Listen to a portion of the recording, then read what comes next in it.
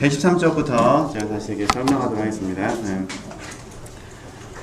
위에서 세 번째 줄 보시면요. 네. 나는 남편이 죽기 420일 전부터 남편 곁에서 밤을 지샜다. 네. 딸을 잃은 지 얼마 되지도 않은 때였다. 그때 나는 피로해서 회복된 지 1년쯤 되었을 무렵이었고 몸과 마음은 상당히 지치고 약해져 있었다. 어리석음과 메마름과 낙담이 나를 무겁게 내리눌렀기에 아무 말을 할 수가 없었다. 그러던 나는 어느 순간 하나님의 선하심에 감탄하게 되었다. 네, 이렇게 되는데요.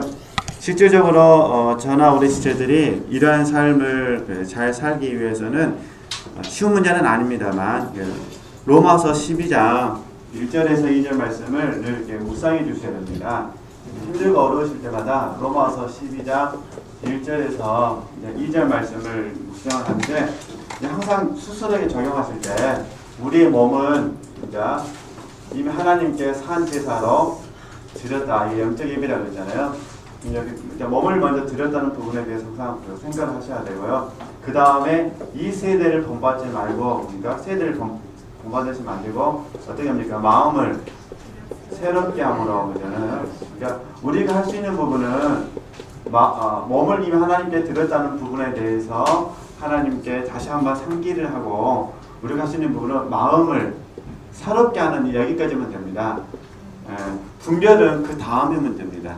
마음이 새로워지지 않은 상태에서는 아무리 분별을 하려고 해도 잘 분별되지 않습니다. 단지 이제 우리 목사님들이나 강사 분들이 설명을 할 때 우리가 분별하자라고 말씀드린 건 이미 이전에 몸도 하나님께 드렸고 마음도 새롭게 되었다는 것을 전제로 해서 말씀을 드리는 겁니다. 그러나 정작 어떤 지금처럼 힘든 일, 갈등이 나겠습니다. 갈등이 있을 때는 솔직히 분별이 잘 되지 않습니다. 그러니까 내가 갈등이 있어서 분별되지 않을 때는 막 분별하려고 할 것이 아니라 로마서 12장 1절과 2절 말씀처럼 먼저 내가 하나님께 내 몸을 산제사로 쉽게 말해서 헌신하는 사람으로 드렸다는 데에서부터 먼저 시작을 해야 됩니다. 그죠? 내가 먼저 헌신했다는 부분도 시작을 해서 그 다음에 이 세대를 본받지 말고 쉽게 말해서 육체의 반응을 쫓지 말고 그죠? 그 다음에 마음을 새롭게 해서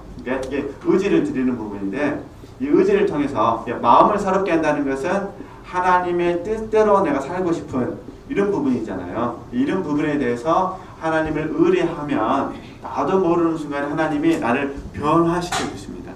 그죠? 그러니까 마음을 새롭게 하고 나서 이후에 하나님이 변화를 시켜 주시면 이 변화 속에서 분별이 되는 겁니다.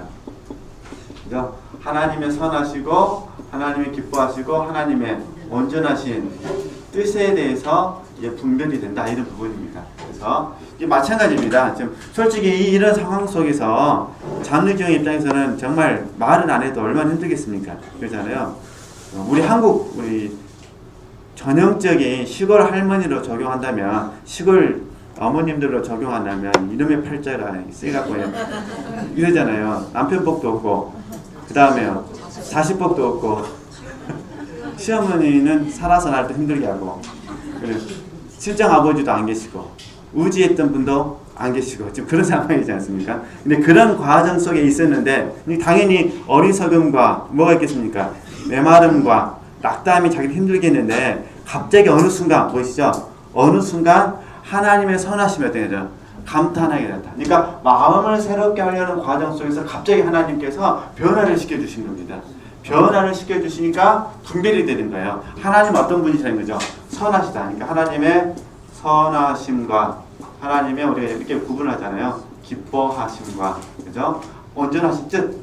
하나님의 선하심, 하나님의 기뻐하심, 하나님의 온전하신 뜻을 어떻게 하는 거죠?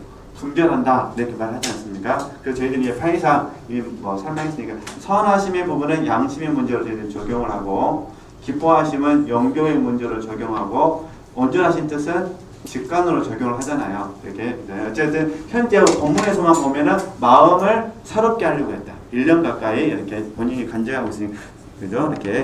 이렇게 생각하시면 되실 것 같습니다. 무엇을 깨달았는지 한번 보도록 하겠습니다.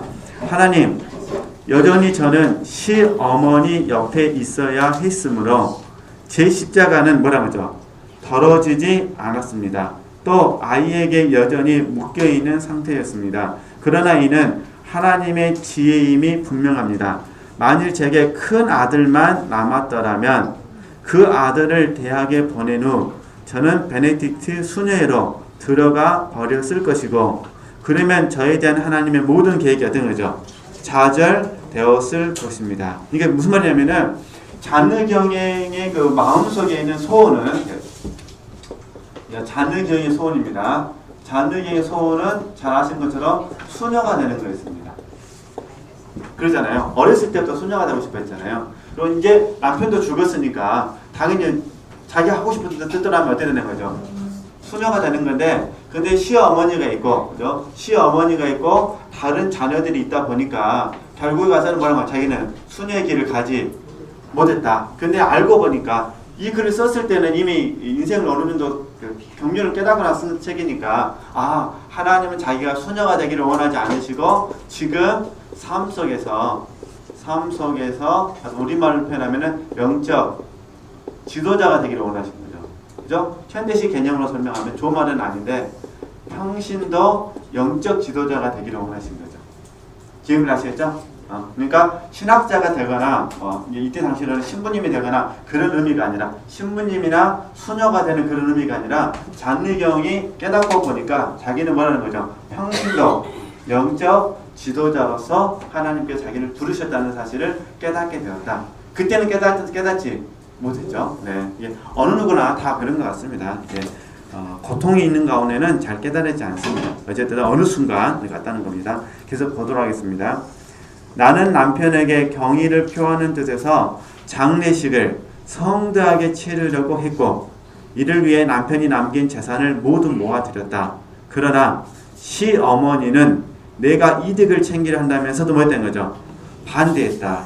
사람이 다 경험해보고 아시지만은, 나의 진실한 마음이 오해를 받을 때, 특별히 그 진실한 마음을 이상하게 받아들여가지고 비난하고 판단할 때 굉장히 사람의 마음이 힘듭니다. 그러시죠? 네, 그걸 이해하시면 됩니다. 나는 사업에 무지했고, 나의 오빠는, 이 오빠가 하면 이복 오빠겠죠? 이렇게 봐야겠죠, 이제. 나의 오빠는 조그만 도움조차 주려 하지 않았다. 그러나 하나님께서 도우셨기에 나는 모든 일을 잘 판단해서 처리할 수 있었다. 그래가지고 어찌됐든 이 책들 하면은 하나님의 말씀을 따라서 자기가 하나님 은혜 가운데 했는데, 하다 보니까 일을 너무 잘하게 됐다. 지금 그런 내용입니다. 그래서 일단 우리 114쪽으로 가서요. 이 부분은 굳이 안 읽어도 될 것 같아요. 네. 하여튼 일을 잘했습니다. 일을 잘해가지고 많이 인정을 받게 되고, 다시 그 남편이 했던 사업이 어느 정도 이제 잘 되게 됐다, 이런 부분입니다. 그래서 이제 114쪽 밑에서 봤을 때, 밑에서 한 7번째 줄 보면은, 나는 이 일을 하신 분은 하나님이라 생각하고 있다. 그 일이 해결된 후 나는 그 일에 대해 더 이상 아는 것이 없었고, 그 일에 대한 이야기를 들으면 다른 먼 나라 말처럼 들릴 뿐이었다. 자, 내 은혜가 내게 족하다 보겠습니다. 어떤 사람은 이제 가부가 되었으니, 그죠? 내 십자가가 가벼워졌으리라고 생각하겠지만, 사실 더욱 늘어났을 뿐이었다. 예. 그러니까 갈수록 지금 십자가가 어떻게 된 거죠? 늘어나고 있습니다. 그래서 전에도 제가 말씀드렸습니다만, 잔의경이 대단한 점은 뭐냐면은, 삶을 어떻게 문제 해결로 보지 아니하고, 그 문제를 통해서 다시 이제 문제 해결로 보지 아니하고요. 삶을 문제 해결로 보지 아니하고, 문제 속에서 하나님의 뜻이 이루어지는데 목적을 삼았다. 이게 중요하다는 겁니다. 네. 그래서 하나님의 뜻에 이 부분이 십자가가 되는 겁니다. 그죠?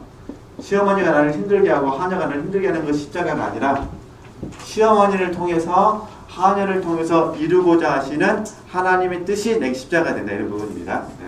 그래서 우리가 힘들지만은 저희들도 이런 어떤 가르침을 저희들이 받아들여야 될 것 같습니다.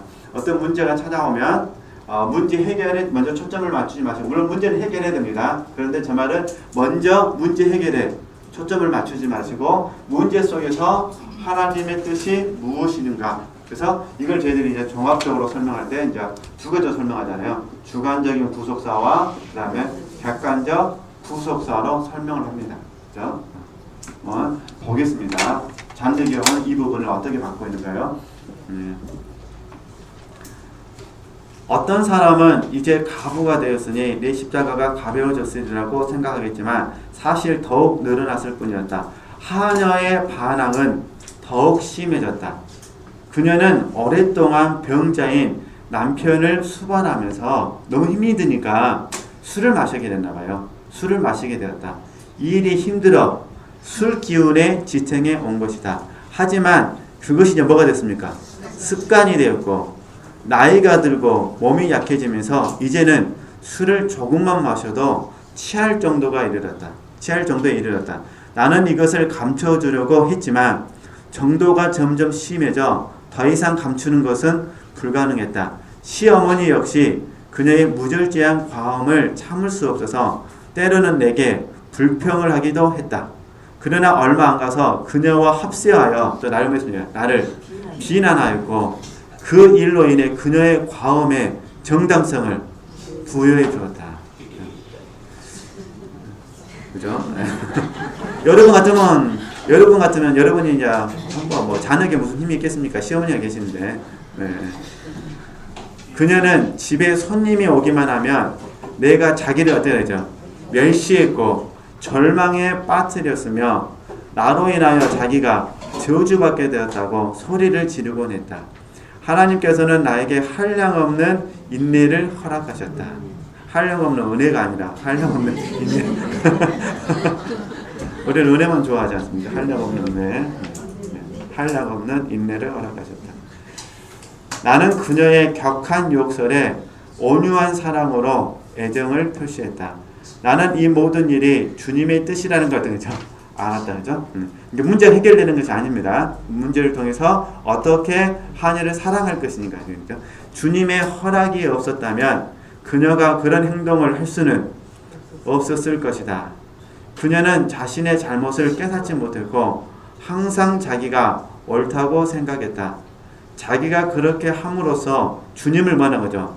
섬긴다고 생각하고 있었다. 이걸 우리가 도구라고 그러죠. 도구. 참.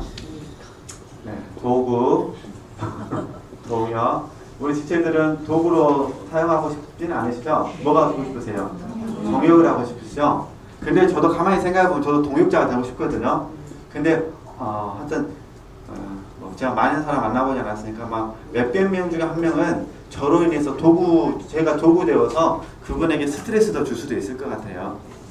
그러니까 이제 쉽게 예를 들면은 저의 어떤 그 걸음걸이가 마음에 안 든다거나 저의 설교, 말투가 나는 아무 잘못 없습니다. 성령께서 생각나게 하셔서 생각나게 하심을 따라서 종이니까 순종이 있을 뿐인데 어떤 사람은 엄청난 은혜를 받았는데 어떤 사람은 뭐 될까요? 엄청난 은혜가 아니라 스트레스를. 그런 경우는 제가 동역자가 아니라 뭐가 되겠습니까? 제 편에서 억울할까요? 억울하지 않을까요? 저는 진짜 억울하죠. 억울하죠. 네. 우리 지체들도 그럴 수 있으실 거예요. 그냥 괜히 그 이마트에서 만나갖고 뭐 괜히 못 사셨는가 쳐다봤다가 내가 능력이 없어서 못 샀는데 그분의 능력이 사버렸네. 그럼 집에 가가지고 지금 뭐가 돼버린 거야? 부시에 지금 동역이 아니라 도구가 돼갖고 그 사람 마음속에 있는 욕망을 끄집어내가지고 시기와 질투로. 그러면 이제 이 아무것도 모르는 분들 입장에서 봐서 이분이 또 간증을 해버린 겁니다. 하나님이 이제 시기와 질투를 고치시기 위해서 김 집사님을 이마트에서 만나게 하셔서 했다고. 그러면 그 말을 듣고는 김 집사님은 억장이 무너질까 안 무너질까요? 내가 뭘 잘못했냐고. 이게 혹시 저랑 같이 이마트 만나셨더라도 저 카트는 안 쳐다봤으면 좋겠습니다. 뭐 샀는가 이렇게. 제가 그게 무서워서요. 우리 교회 근처로 이사를 못 온다니까요.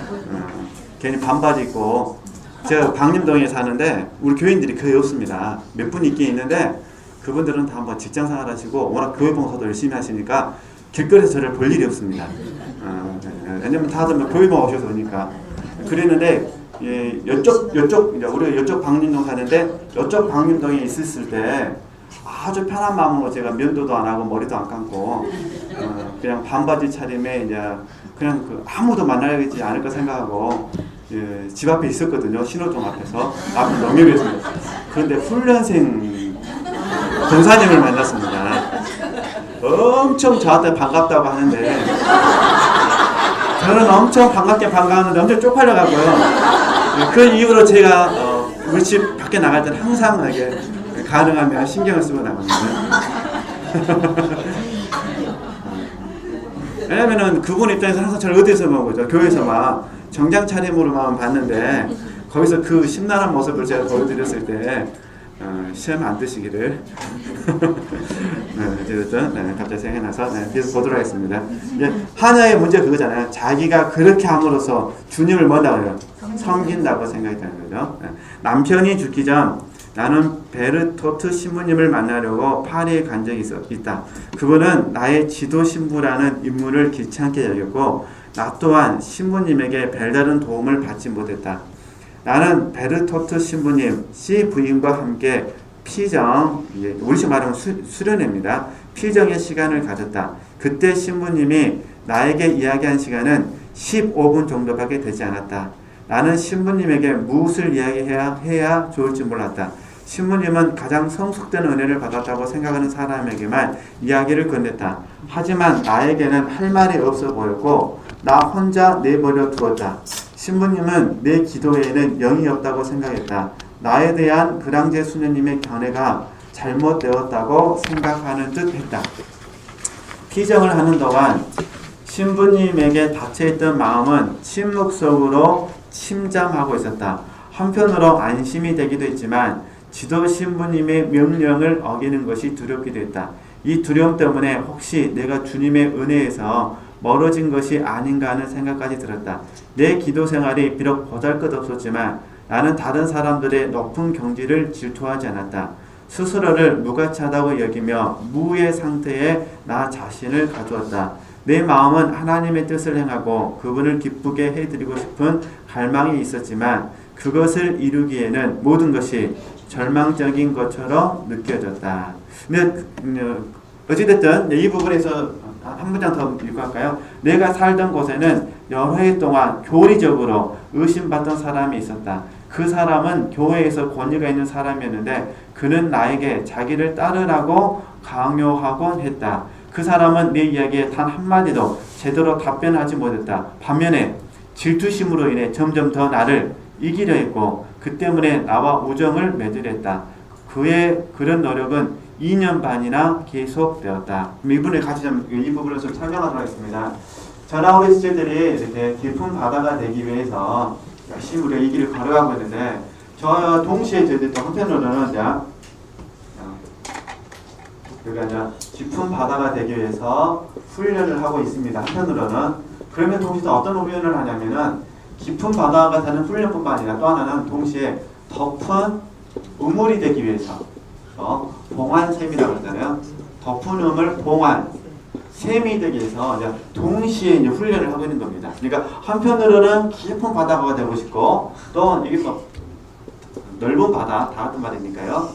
깊고 넓은 바다가 되기 위해서 우리 훈련하고 있고 동시에 덮은 우물 봉환샘이 되기 위해서 훈련을 하고 있습니다. 이제 그러다 보니까 다른 사람들이 우리를 봤을 때 덮은 우물 봉환샘 이 깊은 영적인 세계에 대해서 이해할 수 없는 겁니다. 이미 덮어져 있는 겁니다. 누구만 열 수가 있느냐? 신랑 대신 예수 그리스도와 그 다음에 주님께서 보내신 사람. 그러니까 주님께서 우리에게 보내신 사람. 이해되시죠? 이게 예수님하고 예수님의 사람들. 우리에게 인연되게 하시는 그 사람들만 우리의 깊은 세계와 덮은 우물 봉환샘을 알 수가 있다. 이런 부분입니다. 그런데 어찌됐든 잔느기용의 주변 분들은 지금 잔느기용의 깊은 영적인 세계와 덮은 우물 봉환샘을 아직 발견하지 못했을 뿐이다. 그러니까 결국 제가 뭘 말씀드리고 싶냐면은 저나 우리 지도자들이 열심히 훈련한다 하더라도 모든 사람에게 존경받을 수는 없다, 그런 부분입니다. 그렇죠? 이렇게 이해를 하시면 되실 것 같습니다. 그리고 이제 우리가 이제 혹시 지도자로서 삶을 살다 보면은 어쩔 수 없이 후원육을 해야 될 때가 있습니다. 어쩔 수 없이 이 후원육을 하게 되면 크게 두 가지 현상이 나타납니다. 다 아시는 거예요. 첫 번째는 뭐냐면 수영 잘하는 사람, 두 번째는 수영 못하고 나를 반대하는 사람, 이 두 가지를 만나게 됩니다. 그러니까 훈육을 했을 때 수영을 잘해 주신 분들이 계시다면 좋은 관계가 유지가 되는 겁니다. 근데 만약에 훈육을 했는데 수영을 안 했습니다. 안 한 상태에서 나를 더 반대하는 사람이 있다면 어떻게 될까요? 있다면은 여기에 새로운 2라운드가 이제 시작이 됩니다. 2라운드가 시작이 됩니다. 이걸 두려워하시면 안 된다 그 말입니다.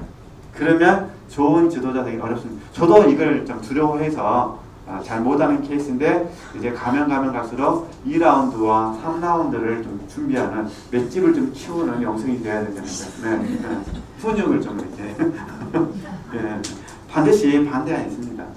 이게 이제 고린도후서 12장하고 13장에서 바울 사도가 고린도 교인들에게 부탁을 하는 겁니다. 그러니까 바울이 편지를 써서 그들의 설득을 했는데 설득당한 사람이 있고 설득당하지 않은 사람이 있는 겁니다.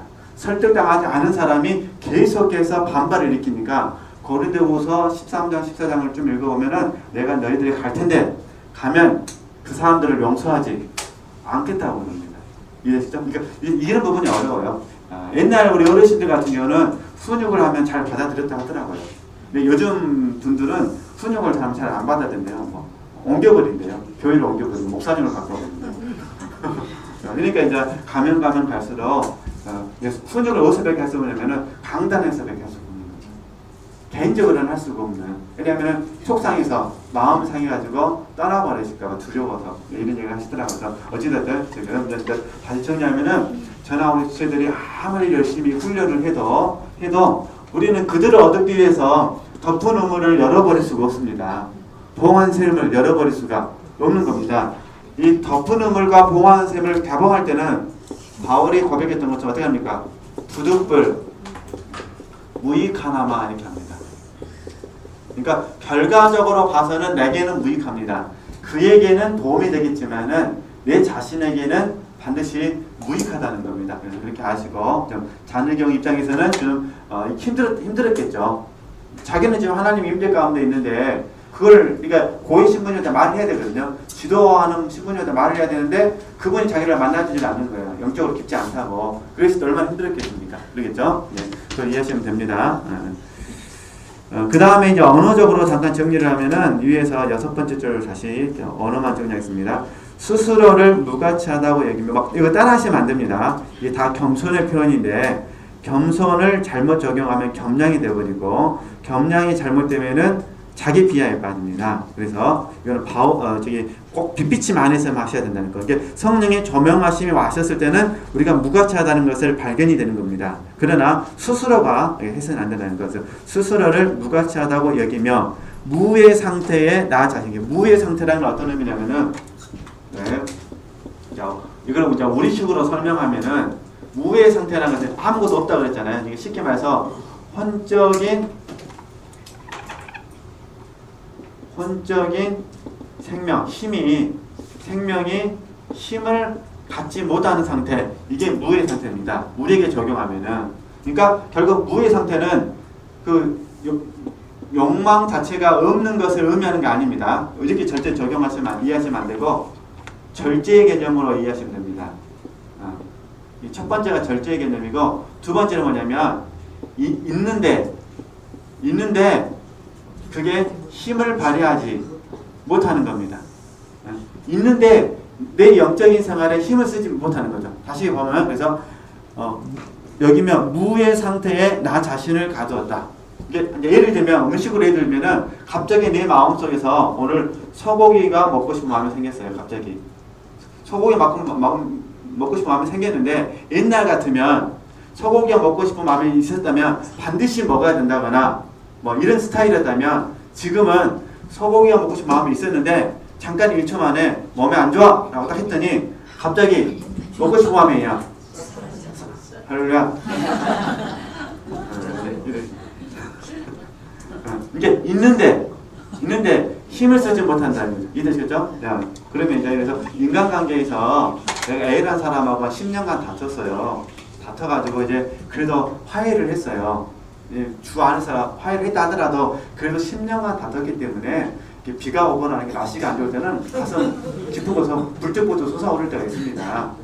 드라마를 봤는데 꼭 똑같이 행동하는 그 모습이 나 보일 때가 있습니다. 연상이 돼가지고 우리가 완전히 치료된 게 아니 흔적이 남은 거라 흔적이 남은 거라 이때 둘 중에 하나가 됩니다. 흔적이 있는데 흔적을 내가 파버린 겁니다. 그 망하려니 10년 전에 했다고 그 스스로가 10년 전 했던 얘기 계속 뭐한 거죠. 흔적을 파버리는. 그래가지고 10년 전 일이 지금 일이 돼버립니다. 지금 내 안에서 계속 막아오는 거예요. 그때 10년 전에 어제 뽑아버렸는데 예를 들으시면 막 그렇게 이거는 무의 상태가 아닙니다. 이거는. 근데 갑자기 딱 생각이 났어요. 그랬는데 있는 건 어쩔 수 없다 했잖아요. 있는데 바로 십자가 보혈로 어때요? 그죠? 적용하는 겁니다. 하나님 그때는 그랬었는데 다시 또 이 생각이 나를 힘들게 합니다. 그러나 주님의 보혈로 내가 용서를 구하오니 하나님 긍휼히 여겨 주시고 그에게도 동일히 여겨 주시옵소서. 이게 이제 무의 상태다 그런 부분입니다. 그죠? 이렇게 그래서 무의 상태는 아무것도 없다고 생각하시면 안 됩니다. 아무것도 없으면 바보가 됩니다. 바보가 돼. 큰일 납니다. 그래서 무의 상태가 이게 자칫 잘못하면요 무의 상태를 추구하시다 보면 나중에 진짜 큰일 납니다. 무의 상태를 적용을 잘못하면은 무책임한 사람이 됩니다. 그죠? 무책임한 사람. 내가 배가 안 고프니까 남편 밥도 안 차려주고요. 내가 배가 안 고프니까 자식들 챙겨주지도 않는 거예요. 그러니까 생각해보세요. 자녀에 대한 어떤 그 교육에 대해서 욕구가 사라졌다고 생각해보십시오. 공부 잘하든 말든 신경 안 쓰는 겁니다. 내 안에서 뭐만 있어야 돼요? 그 욕망만. 그러려면 이제 산속에 들어가서 스님이 되셔야죠. 그러니까 그렇게 절대 적용하시면 안 된다고 말입니다. 네. 네. 그럼 다시 볼까요? 네. 그래서 무의 상태를 적용을 잘 해주셔야 되는 거. 네. 어쨌든 이제 현대 우리 교회에서 사용하는 영어로 설명하면은 소욕은 있는데 그 소욕을 어떻게 우리가 다스릴 수 있을 것이냐. 그리고 그 소욕을 하나님의 은혜 안에서 어떻게 누림의 상태로 적용할 수 있을 것이냐. 그게 우리 숙제라는 거 이렇게 이해되면 되실 것 같습니다. 그래서 내 마음은 하나님의 뜻을 향하고 그분을 기쁘게 해드리고 싶은 갈망은 있었는데, 그죠? 그것을 이루기에는 모든 것이 절망적인 것처럼 느껴졌다. 어떻게 보면 이것도 집착일 수 있습니다. 하나님께서 보실 때, 자녀의 경우 볼 때는 아닌데 하나님께서 보실 때는 이것도 집착일 수 있다는 거. 이런 부분 하나님이 내려놓게 하시겠죠. 그래가지고 다시 쭉 내려와서요. 그의 그런 노력은 2년 반이나 계속되었다. 그 이유 보겠습니다. 그는 매우 정중했고 학식과 친절함을 겸비하고 있었다. 처음에 나는 그를 신뢰했고 심지어 그가 핵심했으면 좋겠다는 소망까지 품었다. 그러나 얼마 지나지 않아 내가 잘못 생각했다는 것을 알게 되었고 이후 나는 그에게 가까이 가는 것을 어땠냐죠? 삼갔다. 어느 날 그가 나에게 말했다. 왜 나에게 오지 않는 거죠? 나는 항상 당신이 오기만을 기다리고 있어요. 당시 그는 병든 내 남편에게 매우 친절했고 큰 관심을 보였다. 그래서 나는 그 사람과 만나지 않아야 한다고 생각했지만 그를 피하는 것은 어려운 일이었다. 결국 남편이 죽은 후에야 그 사람과의 만남을 끝낼 수 있었다. 그 사람은 더 이상 나를 설득할 가능성이 없다고 판단되자 주위 사람들과 함께 나를 강하게 못한 거죠. 비난했다. 2라운드가 좀 들어간 겁니다. 그럼 이걸 절대 싫어하시면 이거는 내가 어떻게 할 수 있는 부분이 아닙니다. 그러니까 저나 오는 지체들이 아무리 정직하게 삶을 살아내려고 해도 상대방이 나의 정직성을 인정해주지 않으면 어쩔 수가 없는 겁니다. 그러잖아요. 그럼 이럴 때 어떻게 해야 되느냐? 우리가 오늘 배웠던 부분이 하나님으로, 성령 하나님이죠. 하나님으로 충분하다. 이렇게 적용하셔야 됩니다. 그래서 바울서의 고백을 적용하셔야 됩니다. 성령께서 나에게 조명해 주실 때 이 부분에 대해서 회개하는 거지 내가 스스로 나 자신에 대해서 판단해서는 안 된다. 이런 부분입니다. 그죠? 그러니까 나는 하나님으로 충분합니다. 이렇게 하셔야 됩니다. 그 대신 또 하나님으로 충분합니다를 잘못 적용해버리면 인간관계의 질서가 무너질 수가 있습니다. 그 중요한 부분은 자느 기형처럼 인간관계라는 부분은 지혜롭게 하셔야 됩니다. 그가 나를 비난한다 하더라도 내 편에서는 절대 그를 비난해서는 안 되는 겁니다. 그 대신 그의 비난은, 그죠? 그의 비난은 사실이 아니니까. 이해되셨죠? 그러니까 사실에 기초해야지 그의 비난이 사실이 아닌데 내 그 비난을 듣고 사실인 것처럼 적용해서는 안 된다, 그런 부분입니다. 이건 이제 쉬운 문제는 아닌데 어쨌든 이건 인간관계라는 게 특별히 비난이라는 단어 속에는 굉장히 조심스러운 부분이 많이 있습니다. 저도 어떤 분들에게는 그 비난을 받습니다. 어떤 분들에게는. 근데 그 비난을 받는 부분을 보면서 제가 굉장히 놀란 게 있습니다. 저는 그분하고 제가 하나님의 특별한 은혜 가운데 같이 10년을 산다 해도 저는 절대 그분의 칭찬을 들을 수가 없는 겁니다. 주로 비난하신 분들은 대부분 율법적 신앙생활 하신 분들이 주로 많이 합니다. 비난을 많이 하신 분들 보면은 율법적 신앙생활을 많이 하시는데, 율법적 신앙생활 하신 분들의 큰 문제점은 뭐냐면 자기는 돌아보지 않고, 이제 첫 번째가 자기는 돌아보지 않고 남의 것만 잘 비난한다는 겁니다. 그리고 두 번째 특징은 뭐냐면 자기 잘된 것만 봅니다. 자기 잘된 것으로 남의 못된 것을 봅니다. 그러니까 이게 생각을 해보세요. 그러니까 나의 못된 것은 안 봅니다. 질문을 하셨죠? 나의 못된 것은 안 보고 내가 지금 잘하고 있는 거 봅니다. 그러니까 내가 잘한 것만 가지고 남을 비난하니까 당연히 제가 아무리 그분하고 산다 하더라도 그 비난이 면해질 수는 없다, 그 말입니다. 그렇죠? 계속 보도록 하겠습니다. 얼마나 힘들었을까 한번 봐보세요. 네. 당시 그런 부류의 사람들은 누가 자기 편이고 누가 반대편인지를 분명하게 알고 있었다. 문제는 그거예요. 나를 지지하면 내 편, 나를 지지하지 않으면 반대편이 되는 거잖아요. 적이 되는 거잖아요. 그러나 나는 고통스럽지 않았다. 나는 앞으로 끊기 어려운 친밀한 관계는 그 누구와도 맺지 않겠다고 결심하며 새롭게 얻은 자유를 기뻐했다. 그는 여러 번 나를 겨냥해서 매우 뭐라는 거죠? 모욕적인 설교를 했다. 그 설교는 나를 무겁게 내리누르기에 충분했다. 하지만 나는 뭐라는 거죠? 고통스럽지 않았다. 우리 이걸 배워야 될 것 같습니다. 그 사람이 비난하는 것보다 나는 훨씬 엄격한 평가 수단을 가지고 있었다. 나는 저 사람의 비난보다 더 심한 비난을 받아 마땅한 사람이야. 아마도 모든 사람이 나에 대한 모든 것을 알게 된다면 그들은 나를 짓밟았을 것이다. 그죠? 그는 나를 무조건 미워하도록 하기 위해서 믿음 있는 사람들을 설득했다. 나는 그 사람과 그의 편에 있는 사람들의 말에 긍정하면서 모든 것을 당연하게 받아들였다. 하여튼 다시 이제 정리합니다. 운명론적으로 받아들이시면 안 됩니다. 혹시 이런 부분들이 하나님의 주권 속에서 여겨지신 받아들이셨는 거. 내가 선한 일을 하여 의롭게 보이려고 하면 너의 진짜 모습과 다른 모습만을 보여주는 위선자라며 내 마음에 나를 은밀하게 꾸짖었다. 그리고 하나님께서도 그런 일을 하는 것을 허락하지 않으셨다. 하나님의 십자가는 상상할 수 없을 만큼 위대한 것이다. 그것을 제외한 다른 것은 아무 가치가 없다. 이렇게 의미들을 이해하시면 되겠습니다. 나는 여전히 자주 앓았고 그때마다 침대 위에서 꼼짝하지 못했으며 죽음 근처에까지 이르렀다. 나를 알고 있는 사람들은 그 사람이 나에 대해 퍼뜨린 말과 비난을 적어 편지를 못한 거죠. 보냈다. 대단한 열심입니다. 얘기를 보내는지. 그러나 나는 그것에 대해 아무런 변명도 하지 않았다. 그렇게 절망과 비탄 속에 있던 어느 날 신약 성경의 한 구절이 내게 평안을 주었다. 내 은혜가 내게 족하도다. 이는 내 능력이 약한 데서 온전하여 줍니다. 근데 이제 정리하도록 하겠습니다. 우리가 이거 운명론적으로 받아들이지 말고요. 하나님께서 이 사건을 통해서 우리의 생각과 마음을 어떻게 넓히기를 원하신가. 무엇보다 중요한 것은 하나님만 신뢰하며 그분이 나를 인정해 주시면 충분하다. 그 마음을 가지고 우리가 함께 훈련했으면 좋겠다. 그런 부분입니다. 오늘 여기까지만 하시고요. 이제 다음 주에 계속해서 118쪽부터 하도록 하겠습니다. 하나님께 영광 돌리겠습니다.